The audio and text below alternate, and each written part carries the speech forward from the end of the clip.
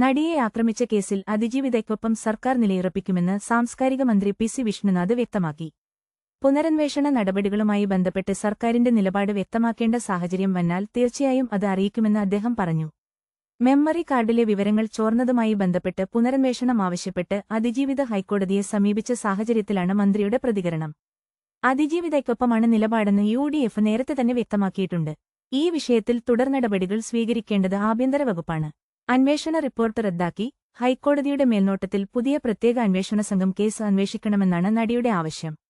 Supreme കോടതിയിലെ മുതിർന്ന അഭിഭാഷക വൃന്ദ ഗ്രോവറാണ് നടിക്കായി ഹർജി സമർപ്പിച്ചത്. മെമ്മറി കാർഡിലെ ഹാഷ് വാല്യൂ മാറിയ സംഭവത്തിൽ വിചാരണക്കോടതി നേരത്തെ സമർപ്പിച്ച റിപ്പോർട്ട് റദ്ദാക്കണമെന്നും ശാസ്ത്രീയ പരിശോധനയിലൂടെ കുറ്റക്കാരെ കണ്ടെത്തണമെന്നുമാണ് ആവശ്യം. കേസിൽ ഒന്നാം പ്രതി പൾസർ സുനി അടക്കമുള്ള പ്രതികൾക്ക് 20 വർഷം കഠിന തടവ് വിധിച്ചിരുന്നു. ദിലീപിനെ കോടതി വെറുതെ വിട്ടതിനെതിരെ സർക്കാർ നൽകിയ അപ്പീൽ ഹൈക്കോടതിയുടെ പരിഗണനയിലാണ്. കൂടുതൽ വാർത്തകൾക്കായി ഞങ്ങളുടെ ചാനൽ സബ്സ്ക്രൈബ് ചെയ്യുക.